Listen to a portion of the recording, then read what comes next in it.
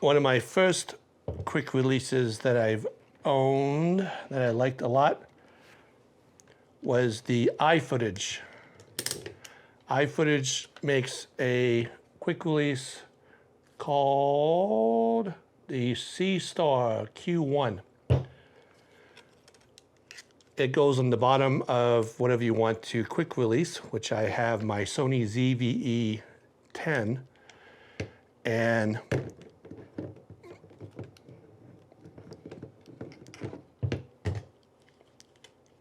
just want to show you that I do have the tentacles on each of the cameras typically, but for this little demo, I don't need to have the tentacle on this camera.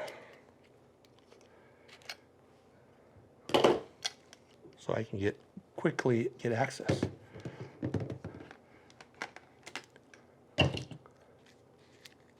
So you have to turn it to the right to lock it. Once it's locked, you can't, once you have it on the quick release, once it's on, you can't adjust it. So you have to use the head if you have a head to use. So this is nice. The star shape does make it easy to take off, and that is really nice. So this is the iFootage Star, which I own a few of these. Very well made, English company. The next one, which I have on my Sony a7R5, is from a company that I met after NAB Las Vegas, iFootage. This is their, they call it, which I'll have pop up, it's the YC Onion something, which I'll have pop up in a QR code. Different design. It has a way to put it into unlock, and then you have to line up the bottom of the camera mount, which uses a flat tip screwdriver to lock it in. This one I did find, which I did mention to them, a little bit more difficult to use than the other ones. It's a different design than everybody else, but this is my least favorite one out of all of them, and it's not very quick. You have to push it down, and it takes a little bit of force, and to take it off, on the bottom here, there's a little lever which you rotate to your left, and then it comes off. Stays unlocked until you put in the quick release, but you have to really push it to get it to lock, which for me is not very quick. So this is my least favorite. I apologize to YC Onion, but I think they know this already, but so this is my least favorite, and my favorite, which I did buy every camera that I have on my rolling interview stand, along with on my tripods, which I do have.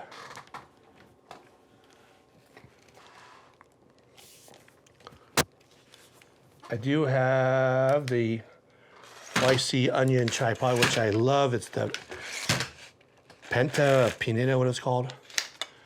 So this is the tripod that I bring with me to trade shows and corporate headshot assignments. And what's nice about it is it has a 75mm bowl that you can make a little adjustments on. And you just have to tighten enough on the bottom so when you lock it in, it's snug. Now the reason I love the Manfrotto one is the connection on the bottom is very small.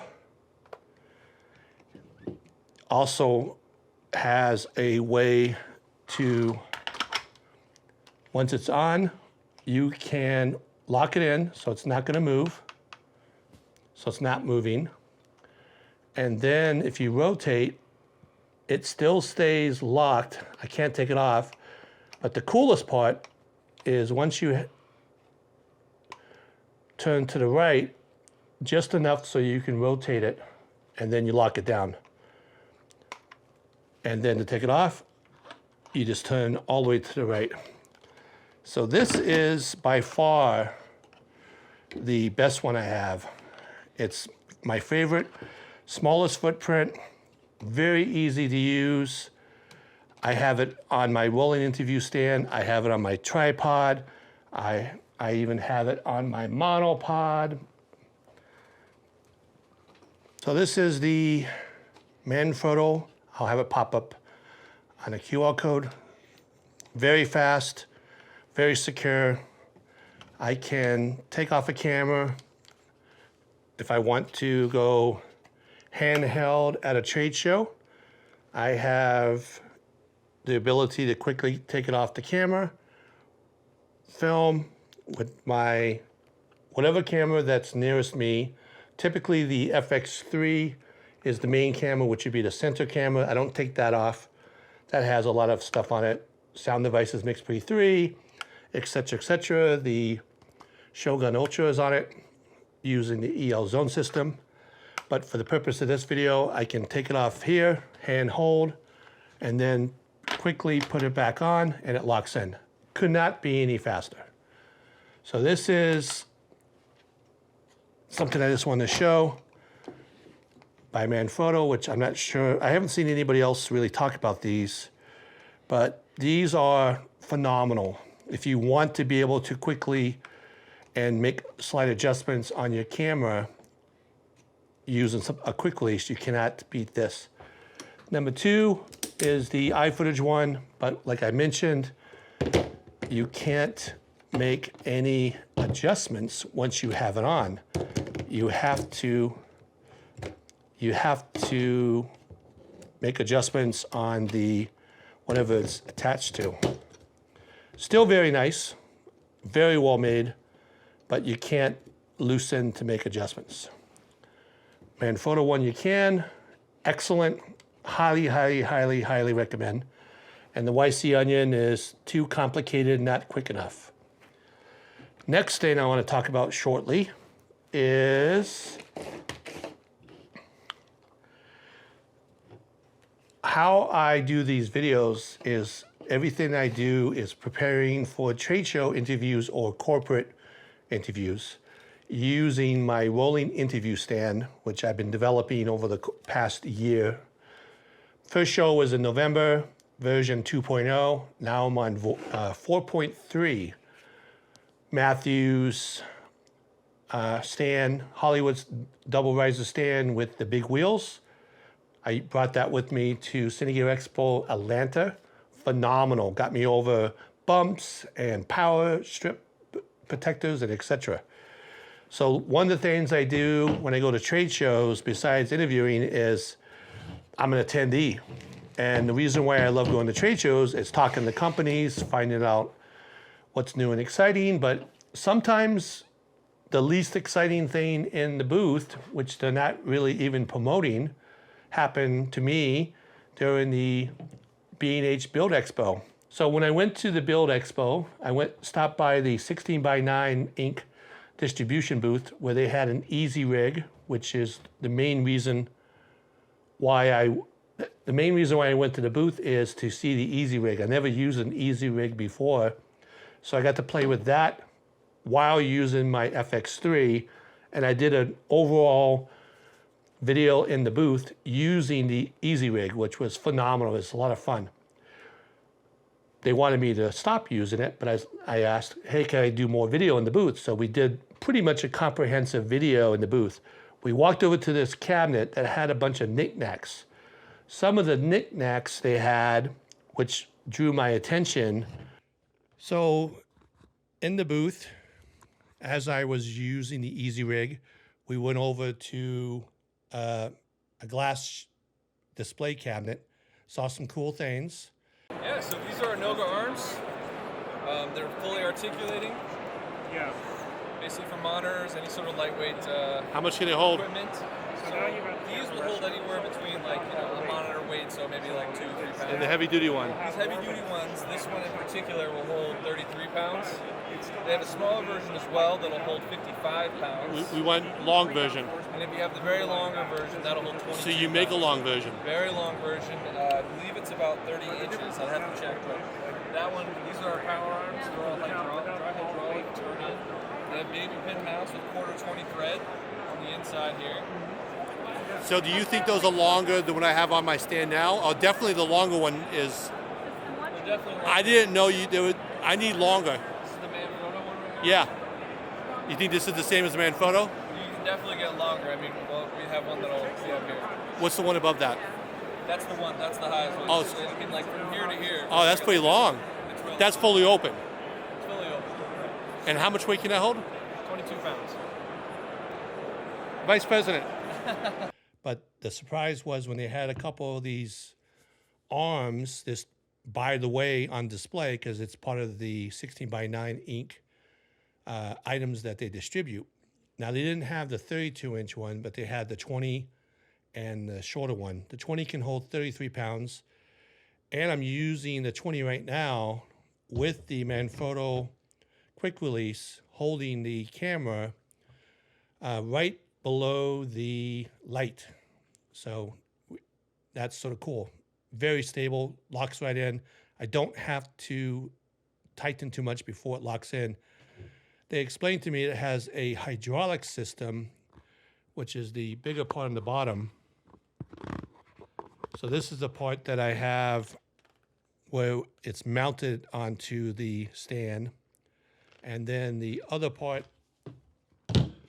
is what holds the camera. So I'm gonna put this one back down. So this is the Rode Wireless Pro using a little handheld mic adapter. See how this sounds. One of the questions that I asked is why don't they use the 3/8 thread like the other companies have on theirs? And to be able to hold this much weight, 22 pounds, 33 pounds, and the other one can hold more, they decided that it's better to have more metal, or whatever this is, metal holding the thread, which I use the Manfrotto 147 short adapter spigot, the 3/8 to 1/4. I'll have it pop up on a QR code. This has the 3/8 and 1/4. So the 1/4 goes in the, not this one, because this is the one that goes onto the stand, but it goes on the smaller one. And then I'm able to, most of these quick releases has the 3/8 threads in the bottom. So actually it works perfect. Very efficient, never broke. I had as much weight as I can possibly put onto it. Very, very stable. So this is 32 inches. It can hold 22 pounds vertical, just like this, horizontal, not vertical, but horizontal, 22 pounds. The other one, short, the 20-inch can hold 33. So that's the tip I can give you is these NOGA arms are extremely well made, can hold a lot of weight, makes my rolling interview stand much more efficient. Just to compare to the Manfrotto and the Matthews, the Manfrotto 244, the Manfrotto one and also the Matthews one, they have it so it has two different sizes of threads. Now, the reason why they have two different size threads is because they are limited by how much weight they can hold. NOGA uses the 1/4 threads, while Matthews and Manfrotto uses 3/8 and 1/4. When they explained to me why they use the 1/4, because on the NOGA one, it has more beef around the connection. Now this is the Matthews arm. These can't hold that much weight. So these were not good for me. They're really nicely made, but they can't hold my cameras in position without drooping down and not being very secure. But both are extremely well made.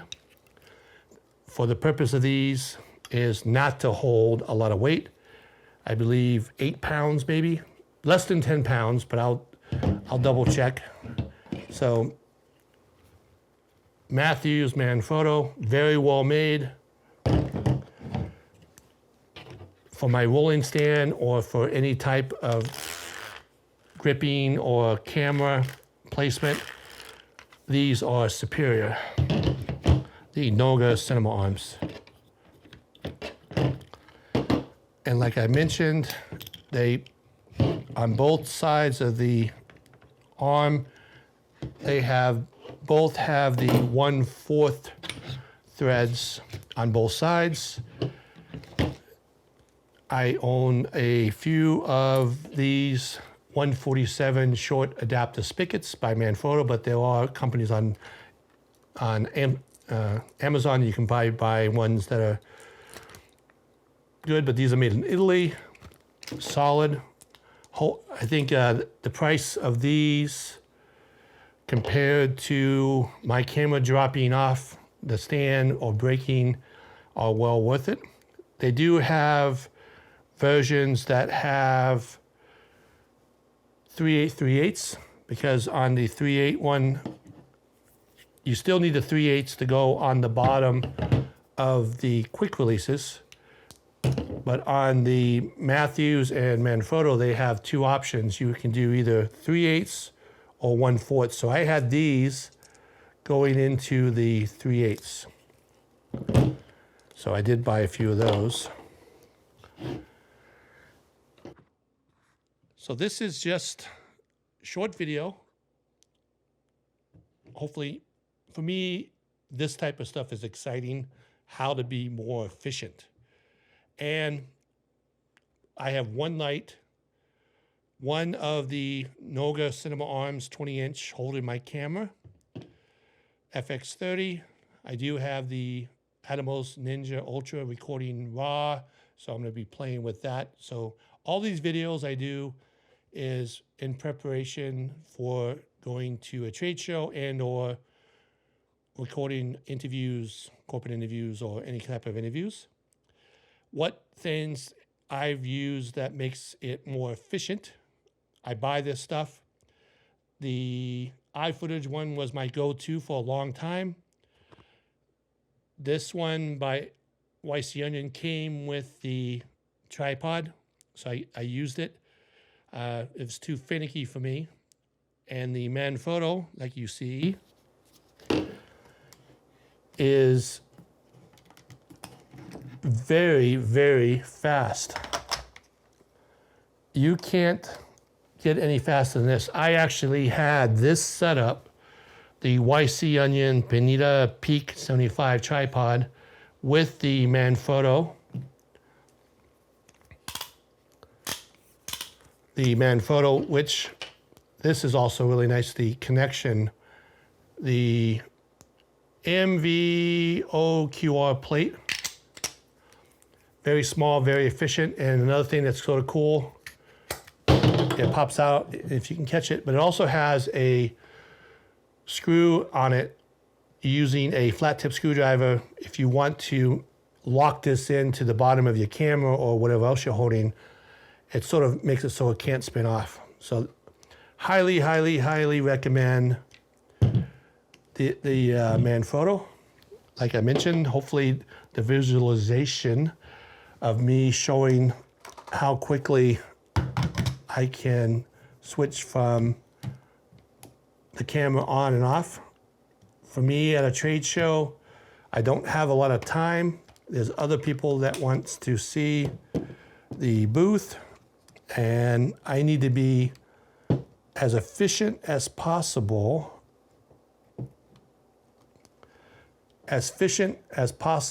to be able to record multi-cam interviews with audio, lighting, and such. The goal is to go from yes to record within 90 seconds. So with version 4.3, the Atomos Shogun Ultra with EL zone system on the main camera, which is FX3, and the Atomos Ninja Ultra. Both of these can do EL zone, which makes my exposures much more efficient and quicker. It's false color, EL zone, 18% gray, and audio. These are the things I've been learning as much as I can from November of 2022 through today. Audio, more efficient, how to get consistent color and exposures with multiple cameras that are all different. A7R5, FX3, FX30, and little ZVE10 all have different sensors. So that's something I've been trying to work on. And the Rode Wireless Pro with Timecode does make it valuable to me that I can have everything timecode. All my cameras, like I mentioned, including my Sound Devices Mix Pre 3 and the Rode, does use the Tentacle Sync E. Timecodes being generated from the Rode Wireless Pro, outputting timecode. And like I mentioned in yesterday's video, if you can see the green, it's basically showing that it has timecode being generated from the Rode, which I did sync up everything to this. Short video, hopefully it was helpful. I'm going to try to do more of these very precise videos, but I do always want to mention my progression on learning audio and workflow and such. So hopefully I'm getting better this past year, and that's it. So if you like this type of content, please like and subscribe, and until next time, leave some comments, ask me any questions, and worth every penny. Thank you.